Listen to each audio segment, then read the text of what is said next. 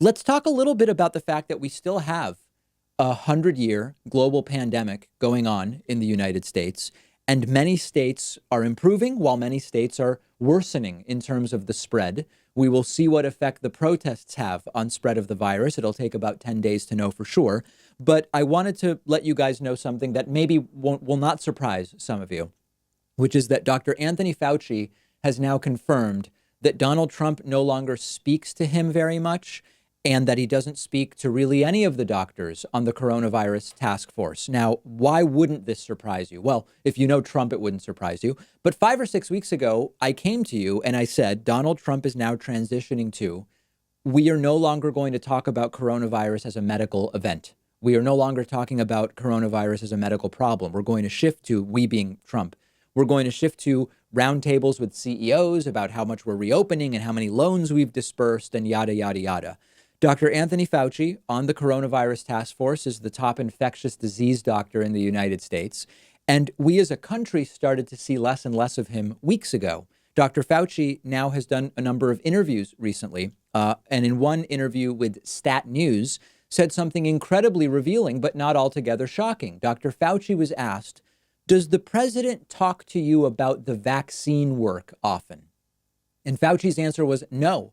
We used to have task force meetings every single day, including Saturday and Sunday. And about 75% of the time after the task force meeting, we would meet with the president.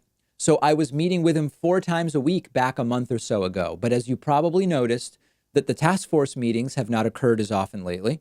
And certainly my meetings with the president have been dramatically decreased. Now, there are going to be right wingers and Trumpists who say, this makes sense. This makes sense. The problem is going away, the problem being coronavirus. So, of course, you have fewer meetings. The problem is that that's not based in reality. Look at the trend lines in the United States. Cases and deaths have slowly declined over a 10-week period, but we are often still finding 20,000, 22,000 new cases in a single day. In terms of deaths, fortunately, the trend line is down. But we still regularly have 1,500 deaths in a single day from coronavirus. So nothing is over. This may end up merely being a warm up for wave 2 in the fall, which could be even worse. It could be not as bad. We don't know. We might not really even have a break between the 2 waves. And indeed, it seemed like the breaking point for Donald Trump was that just disastrous, shameful press briefing in April, where Trump wondered aloud about injecting bleach and rubbing alcohol into the body. And the coronavirus press briefings were already starting to wane then. And now it's over. And Dr. Fauci has barely any contact with Donald Trump. Now, there's some aspect of if I don't look at it, if I don't talk about it, it doesn't exist. It's like a hear no evil, see no evil sort of thing. This is kind of a weird direction to go, but there's something called object permanence, and child development people will know about this already. And this is a big milestone for little kids. As babies develop, there's a phase where if you take a ball and you hide it, the baby doesn't know that the ball continues to exist, even if you've hidden it behind your back. And at some point, I can't believe this is how we're analyzing a president. At some point in child development, developing children realize, even if I can no longer see the ball still exists. They can hold the idea of the ball in their mind, and they continue to understand that just because you don't see the ball doesn't mean it has disappeared from existence. Trump's strategy is like that of a baby pre-development of object permanence. I won't talk about it. I won't look at it. It's like it doesn't exist. And Trump had this idea pretty early on. Remember, with testing, Trump knew early on, if we do more testing, we're going to find more cases. Let's keep our case numbers low by not doing a lot of testing. That, of course, backfired. So then we get to a separate question, which is, does Trump even believe experts who come to him with information that he admittedly doesn't even want to be given? Not really. Donald Trump believes he knows more than his generals and his doctors and more than anybody. So the benefit to meeting with the experts is limited by the fact that Trump thinks he knows more than them anyway. But regardless, Dr. Anthony Fauci no longer getting much FaceTime with Donald Trump. Not a big surprise. I would love it if Dr. Fauci did regular briefings himself.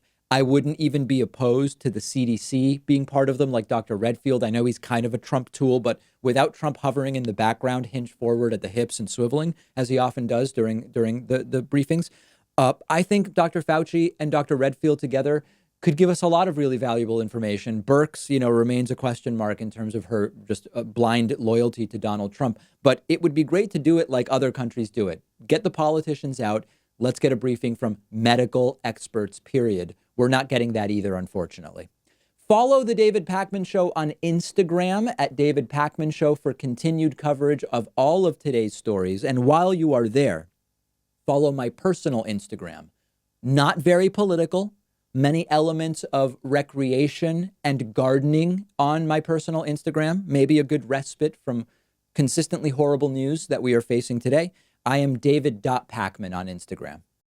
One of our sponsors is privacy.com. They're giving you $5 when you sign up for their completely free service at privacy.com/Pakman. I've been using Privacy for a little over a year now. You've heard me talk about it before.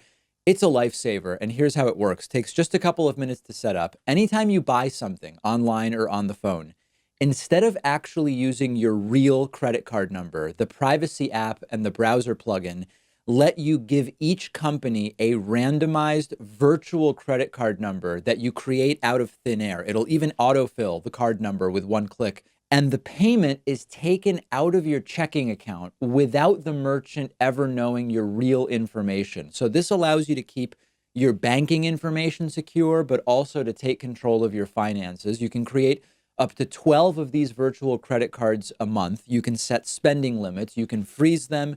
You can delete them anytime you want. So when you do this, it means you're not going to be charged when you don't want to be, because you can destroy the virtual card number right after using it, which, for instance, I love using free trials because I know I won't be charged when the trial is over if I use a virtual credit card number. You're keeping your identity private by not telling companies who you are.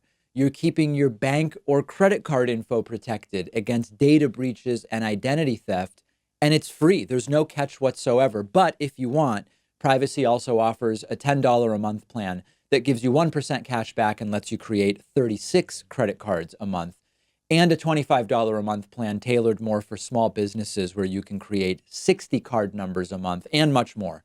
But definitely go ahead and at least get started with the free plan. You'll protect your financial info. Companies can't charge you unexpectedly. And like I said, you'll get $5 to spend when you sign up at privacy.com/Pakman.